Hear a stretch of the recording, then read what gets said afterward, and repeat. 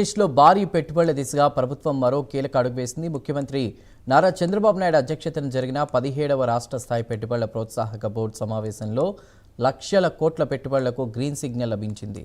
IT నుంచి ఇంధన రంగం వరకు కూడా తయారీ నుంచి ఫుడ్ ప్రాసెసింగ్ వరకు విస్తరించిన ఈ పెట్టుబడులు రాష్ట్ర ఆర్థికాభివృద్ధికి కీలకంగా మారనున్నాయి. సచివాలయంలో జరిగిన 17వ ఎస్ఐపిబి సమావేశంలో మొత్తం 25 ప్రాజెక్టులకు సంబంధించిన 2,01,023 కోట్ల రూపాయల పెట్టుబడులకు సంబంధించి ఆమోదం లభించింది. ఈ ప్రాజెక్టుల ద్వారా సుమారు 39,067 మందికి ఉద్యోగ అవకాశాలు లభించనున్నాయి.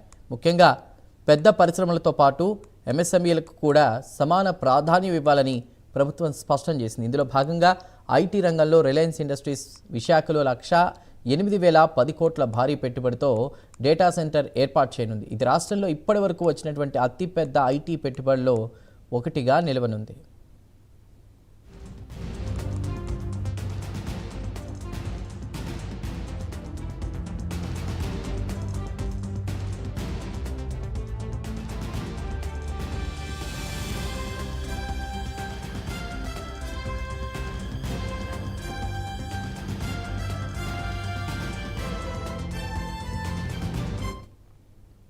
ఇంధన రంగంలో కూడా భారీ పెట్టుబడులు ఆకర్షించబడ్డాయి.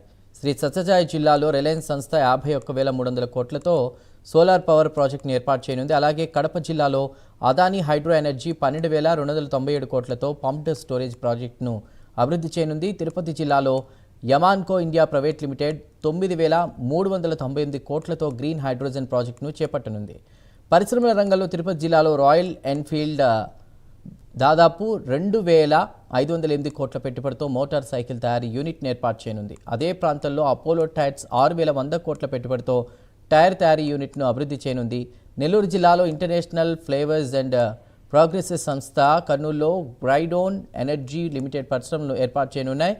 పల్నాడు జిల్లాలో చెట్టినాడ్ సిమెంట్స్ 1,340 కోట్లతో పెట్టుబడులు పెట్టనుంది.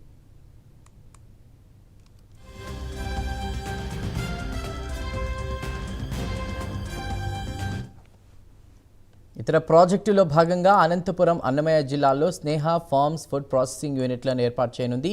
క్యారియర్ ఎయిర్ కండిషనింగ్ సంస్థ తిరుపతి జిల్లాలో 863 కోట్లతో తయారీ యూనిట్ను ఏర్పాటు చేయనుంది. అదేవిధంగా పలు bio energy, green energy, CBG ప్లాంట్లు, చిన్న మరియు మధ్య తరహా పరిశ్రమలకు సంబంధించిన ప్రాజెక్టులకు కూడా 100 కోట్ల రూపాయల పెట్టుబడులు ఆమోదం పొందాయి.